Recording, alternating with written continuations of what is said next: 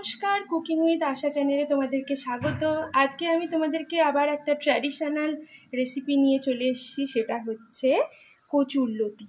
তো কচুরলতিটাকে দেখো, এখানে আমি কিন্তু ভালো করে কেটে ধুয়ে এটাকে যেভাবে কাটতে হয় সেভাবে কেটে ধুয়ে তারপর 1 ঘন্টার জন্য আমি নুন মাখিয়ে রেখেছিলাম। নুন মাখিয়ে রাখার পরে আমি আবার এটার জল ঝরিয়ে নিয়েছি। নুন থেকে যে জল বেরিয়েছিল সেই জলটা আমি ঝরিয়ে নিয়েছি। তো এই অনেক জায়গায় কিন্তু এই কচুরলতিগুলো কাটা অবস্থাতেও কিনতে পাওয়া যায়, কিন্তু যদি তোমরা গোটা কেনো তাহলে কিভাবে কাটতে হয় আমাকে যদি কমেন্টে জানাও, তাহলে কিন্তু আমি কচুরলতি কাটার ভিডিও দেব। এখানে আমি নিয়েছি সর্ষের গুঁড়ো, আর এখানে নিয়েছি কাঁচা লঙ্কা চিড়ে নিয়েছি।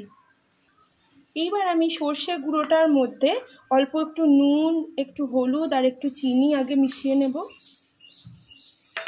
আর আমি অল্প একটু সর্ষের তেল দিয়ে দেবো এর মধ্যে। এবার এটাকে আমি একটু মিক্স করে নেব। এটাকে মিক্স করে নেওয়ার পর আমি গ্যাসে কড়াই বসাবো। গ্যাসে আমি কড়াই বসিয়ে নিয়েছি, কড়াইটা গরম হয়ে গেছে। এখন আমি এতে সর্ষের তেলটা দিয়ে দেব। তেলটা এখন গরম হয়ে গেছে। এখন আমি এতে প্রথমে একটু কালো জিরে দেব, তারপর আমি রসুন এইভাবে কুচি করে রেখেছি, রসুনটা দেব।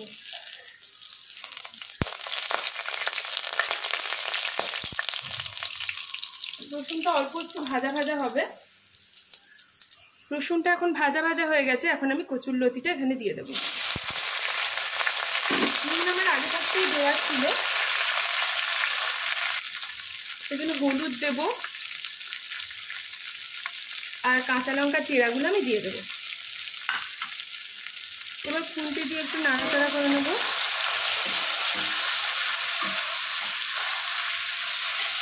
খুন্তি দিয়ে নাড়াচাড়া করে আমি এটা ঢাকা দিয়ে দেবো। এটা আমি ঢাকাটা খুলে একটু চেক করব যে সেদ্ধ হয়েছে কিনা।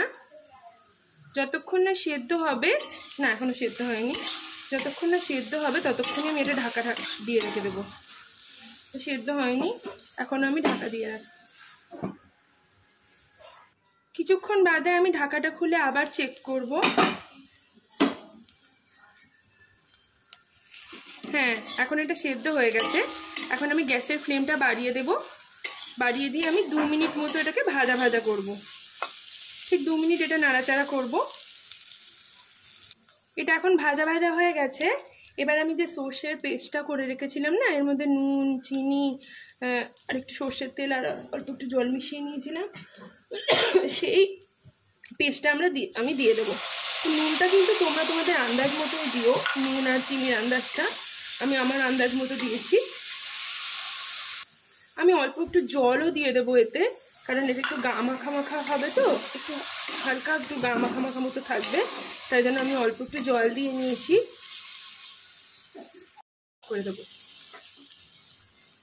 এবার এটা আমি প্লেটে তুলে নেব সার্ভ করার জন্য। আমি এটা প্লেটে ঢেলে নিয়েছি সার্ভ করার জন্য। এটা কিন্তু খেতে ভীষণই টেস্টি হয়, আর আমি যেরকমভাবে করেছি এই প্রসেসেই তোমরা করো।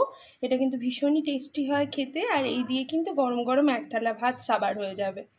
তাহলে আমার চ্যানেলটাকে কিন্তু সাবস্ক্রাইব করতে ভুলো না, লাইক কমেন্ট শেয়ার করতে ভুলো না, আর বেল আইকনটাও কিন্তু প্রেস করতে ভুলো না আমার নিত্য নতুন রেসিপির আপডেট পাওয়ার জন্য। ধন্যবাদ।